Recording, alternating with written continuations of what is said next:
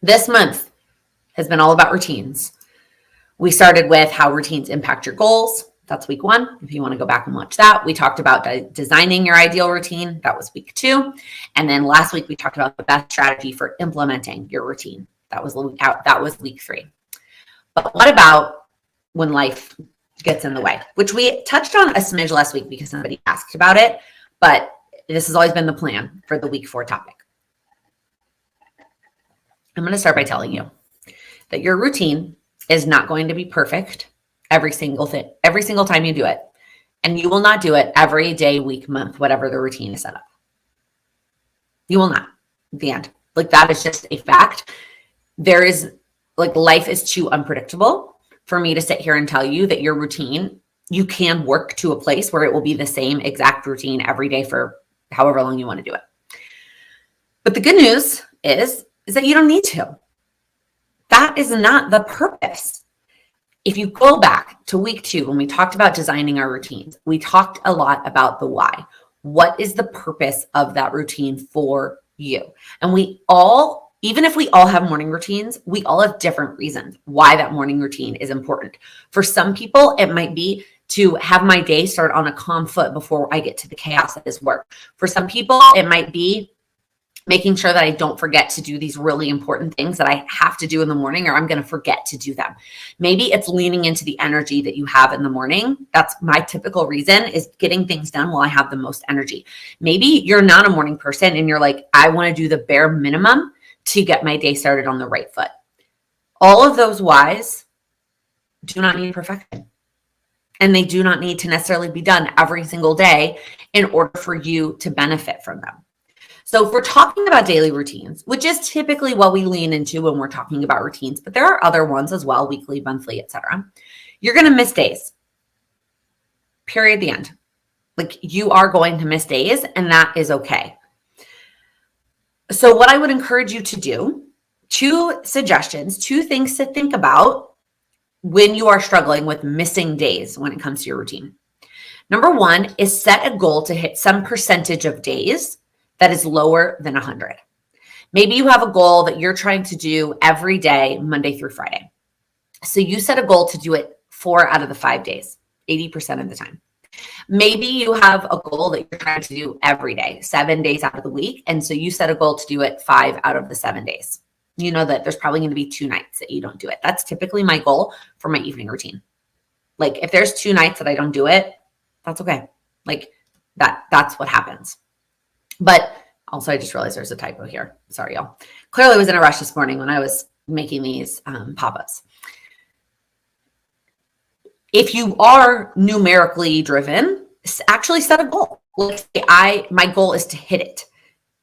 However, I would encourage you to work towards that mentality of just that you're going to miss days, and that's going to happen. And then what I would encourage you to do is just try not to miss 2 in a row. I forget what book or podcast or person I heard talk about this, but it was like, don't miss 2 in a row. Like, if you miss 2, that puts you more on the downslope of it's a lot easier to skip that 3rd day than if you miss 1, and then you get back on it and you do the routine the next day, and you do the routine the next day. One way to get better about this, missing 1 day, is knowing that you will skip steps, especially if you are one of these people who creates an incredibly robust routine that has a bunch of steps. You are going to skip some. That is also okay. The routine still counts.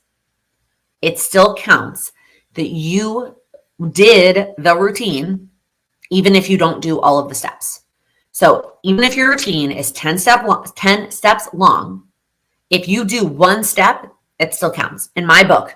Now, I don't want you to sit there and be like, but that, in my experience, working on routines, the mentality, these mentality around your routines is what helps me continue to do them. If I had the mentality that I have to do all the steps or it doesn't count, or I have to do it every single day or it's not worth it, I would never do my routines, ever. But when I have the mentality that my routine still counts, even if I just do 1 step, or that I am going to miss days. And as long as I work on not missing 2 in a row, that's helpful.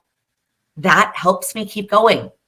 That helps me keep going on my routines when life gets in the way. That helps me stay consistent.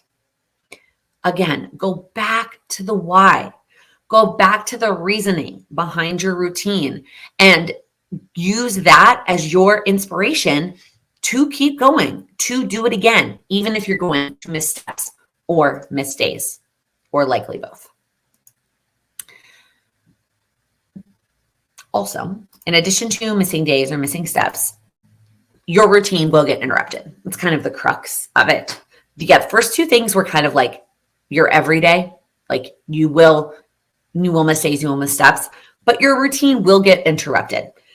You are not going to have, there was something recently where what was I reading? And it was like, would really encourage you to have 3 weeks at home with no interruptions and I was like, who has 3 weeks at home with no interruptions, nothing like that throws them off of their schedule or routine? Like that does not exist.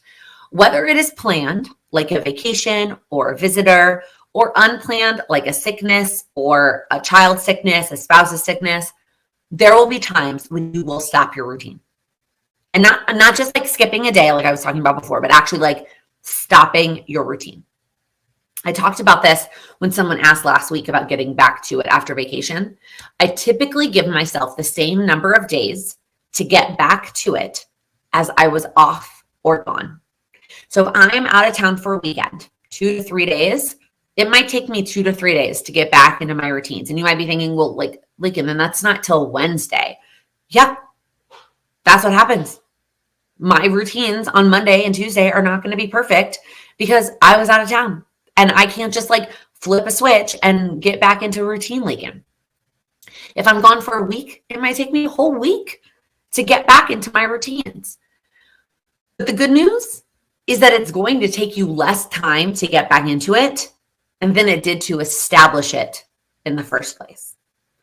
And that is what you have to remind yourself is, yeah, it might take you a week to get back into it after vacation, but that's a lot less time than it took you to initially establish that routine.